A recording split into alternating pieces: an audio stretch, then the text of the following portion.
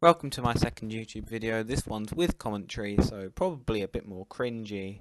It's my first time even talking into a microphone whilst recording gameplay, so yes, will be cringe. Will I sound boring? Probably. Please, if you just want the basics of Kerbal Space Program, or you just want to hear my voice be monotonous and just sound the same throughout the whole video, then carry on watching. If you don't, click off. I won't be offended. Just don't hate on my video because that won't help me. But you can if you want. It's up to you. I don't mind. Any feedback's fine. And I hope you enjoy my video.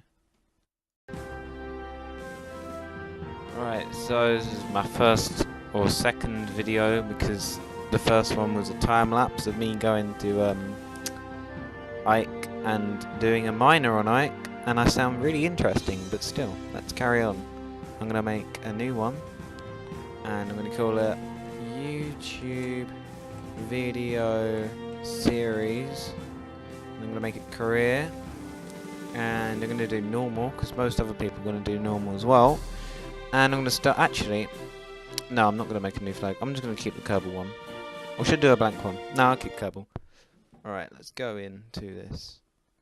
Obviously, as everyone can tell, I'm using the best mic in the world, as shown by the beeping noise that you may or may not hear, but I can hear it. Getting on my nerves. So the first thing you're going to want to do when you start a Kerbal thing...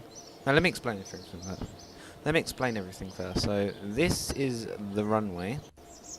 This is where you launch your aircrafts, and you build aircraft sideways. I can't actually show you how, well I can, it does it sideways like that, but I can't actually show like an actual physical one, because I've only got these parts here. You stick them on like that, and then you'd fly it.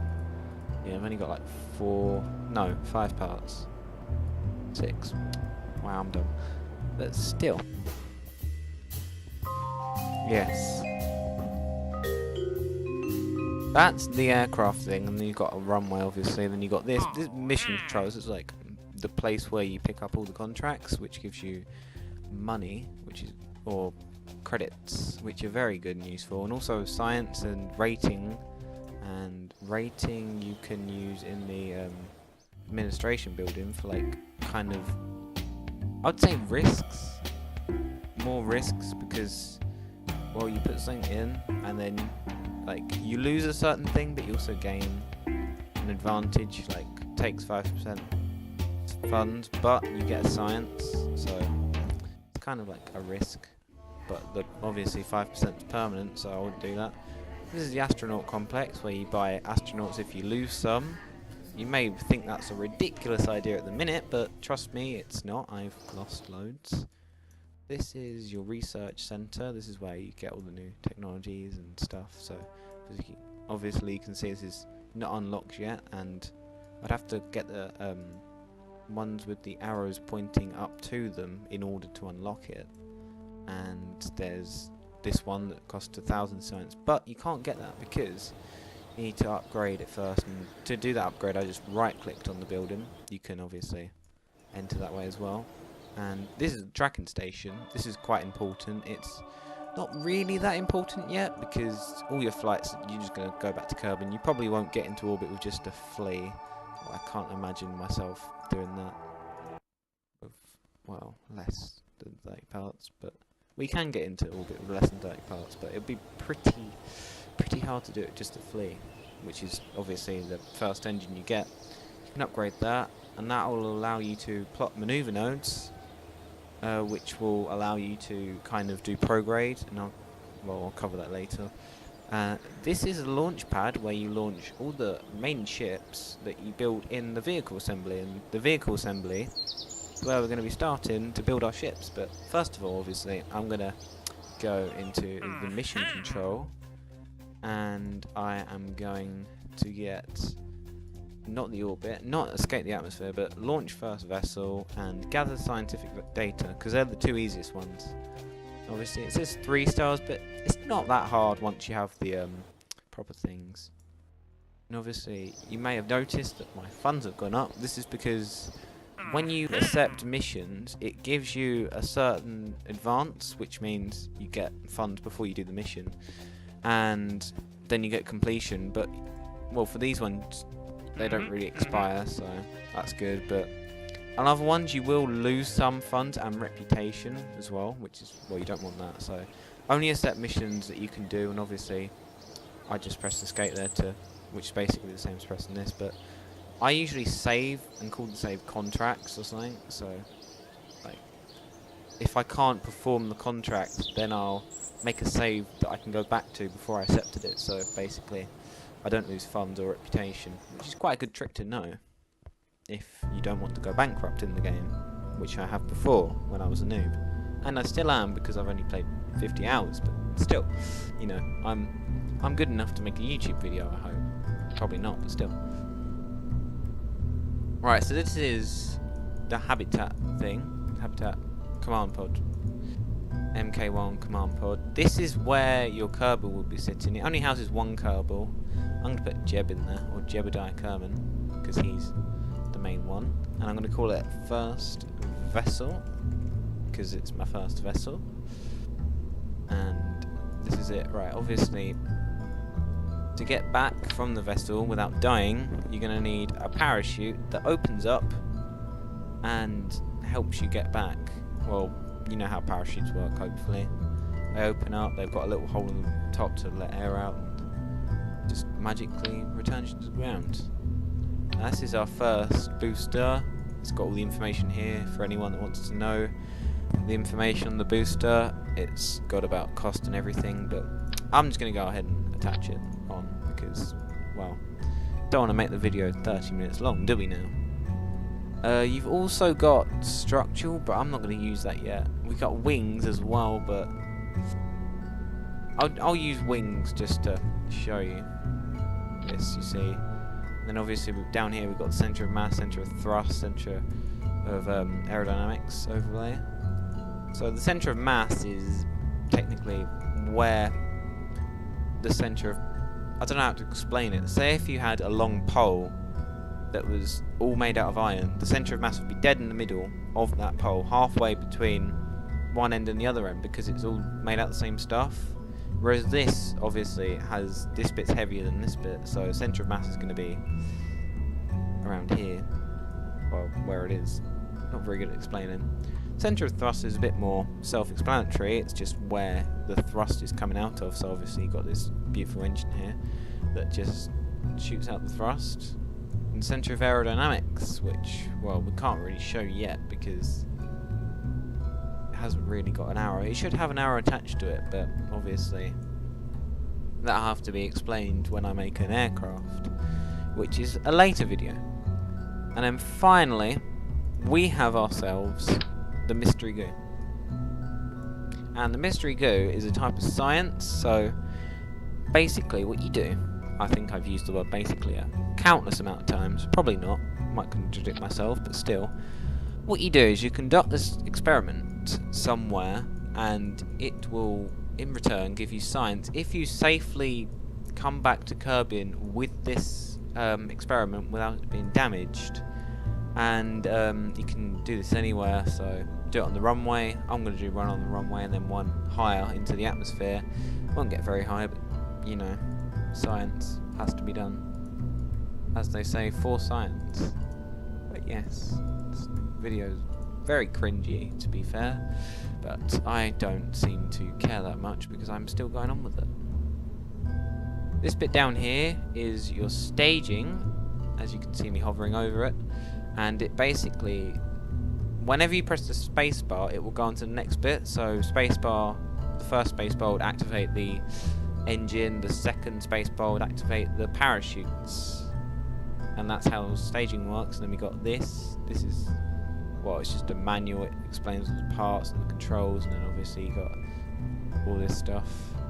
It's kind of like a in-game tutorial, I would say, but, well, not a tutorial, like a glossary kind of thing. It explains what everything means and how to use it all. You got this, an engineer's report. These are usually quite good because it tells you stuff that you might want on your ship. Like sometimes it will say electricity needs to be generated, and that would mean you don't have enough to go into orbit, interplanetary, and obviously cannot transmit science, which means when I'm in the air, without returning the ship, I cannot get that science back. So transmitting science is basically skipping a step. It would allow you to, whilst on a voyage or a journey, actually get that science back to your science lab safe. For obviously you get less science by doing that, but if you knew you was going to explode, you could do that. And monopropellant, which is a different thing altogether, that's a different type of fuel. That's just telling me I've got some of that in here, and you do have some of that in here. Scientific data. These are the things I accepted from the what's it called? Mission place when I explained that earlier. And these are just an overlay of the goals of what I accepted. This is the ones I've completed, and obviously, as you can see, I haven't completed any yet because, well, we haven't actually flew yet. And now that I've explained everything in record time, definitely not, but still, that's probably going to be my main phrase. But oh yes, and also you can press X to see symmetry mode. You can do 2 times. That's not a good example. You can do 2 times symmetry, so I'll have one on either side, and then you can have 3, 4, 6, 8, as many as you want, just by pressing X. It's a shortcut key. But without further ado, I am going to save and launch this ship. This lovely music that's going to be our transition from the place where we build it to the place where we launch it. So you're going to want to press Z, and that's going to give you a full throttle, which means basically you're going to be burning that fuel at 100% of the speed. If I was to, well, press Control, which brings it down, the arrow down, that would mean my that my fuel is running out slower. It wouldn't be burning at 100% efficiency, my ship, which is pretty good. Well, it's not always good. It's more efficient to actually burn out the atmosphere with a higher thing,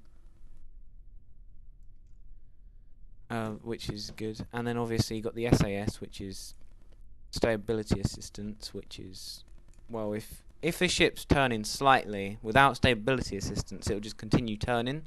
But with the stability assistant, the pilot in here will actually turn your ship back onto point where it was to a certain degree, obviously, and when you unlock further stability assistance, you'll have prograde hold, retrograde hold, anti-normal, normal, radio in, radio out, and obviously target, anti-target as well, which is very helpful because it means you can be lazy. This is our staging, this is our docking stuff, this is our map. You can also press the map by pressing M. You can either press view or C, but you can only get out with C to go in and see what the Kerbal's seeing. This is our Kerbal. Can't EVA yet. Oh, we can. Only we can't EVA if we're flying. That's it. Can't EVA if we're flying. He can observe. Well, he can't. He's not a scientist, but we can get points off him, which is good. He can plant. Well, we can't plant the flag yet. We haven't upgraded it, but we can observe our mystery goo just by pressing that blue button and keep that experiment. We can do a crew report, which will also give us more science, and press T, which enables that. R enables RCS, but we'll talk about that later. Z to get that all the way up. You can press Control and Shift to move that as well, and space to launch. So our mission thing's buzzing, which tells us that we've completed some missions, which is always good. It's always good to know when you've completed missions. Very helpful. Launch our first vessel. Obviously we just press the spacebar. Nothing hard really. I'm just gonna activate the second mystery goo. That will give us more science. That's very good. Launch our vessel. That's our goal.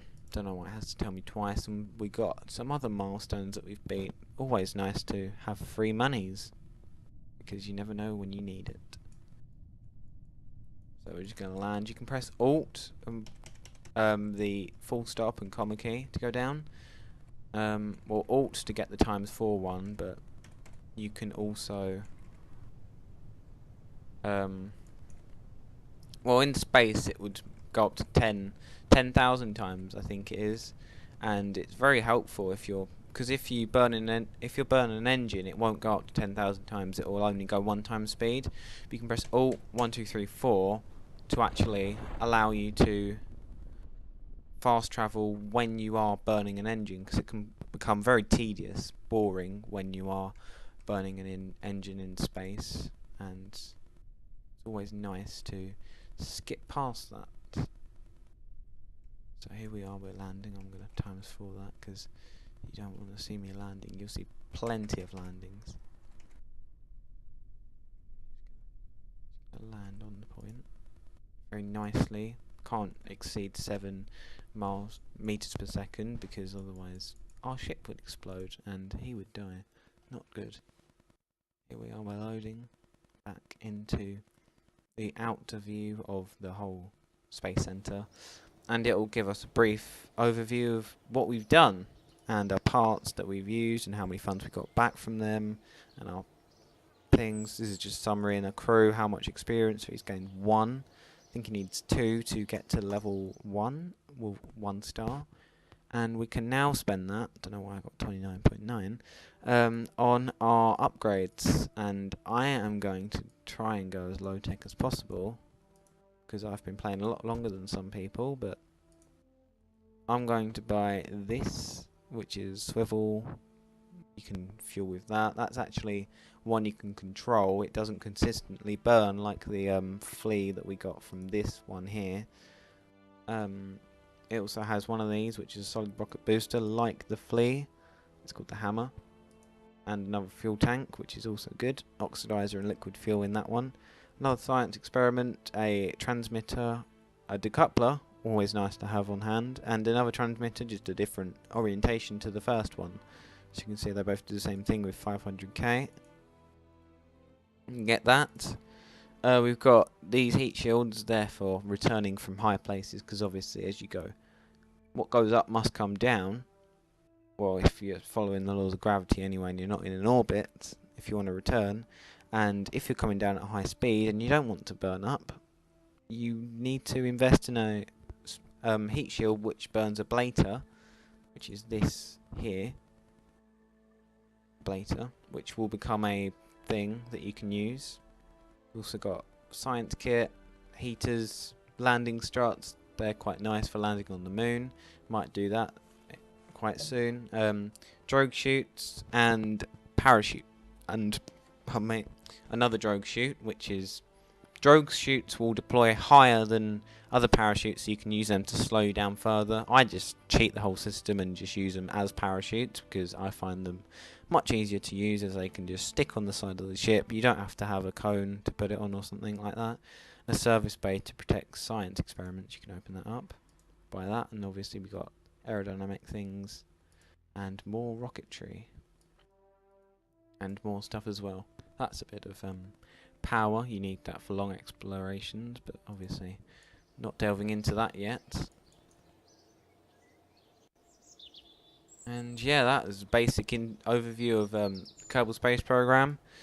For anyone who just wanted to know information that was probably already published by other YouTubers, but I'm doing it anyway because I just wanted to. I don't know why. I probably sound like a boring person, and yes, I am not. Well, I wouldn't say I am, but yes. Here is the space station.